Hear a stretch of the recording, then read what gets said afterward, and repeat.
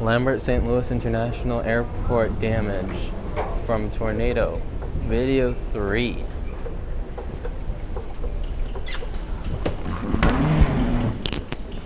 There's just like tons of damage. Check out the other 2 videos I'm uploading. This part of the airport wasn't hit so bad. I'm not sure if the terminal is gonna have any damage, but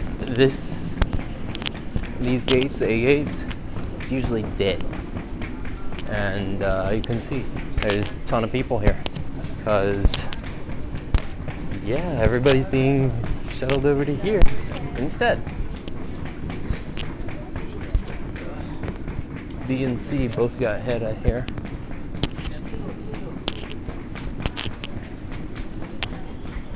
This got hit too, though.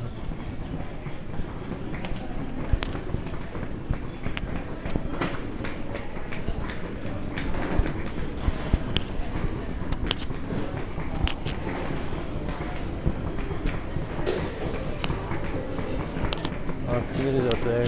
KSDK. Alright, let's stop this, go through security, and see you on the other side.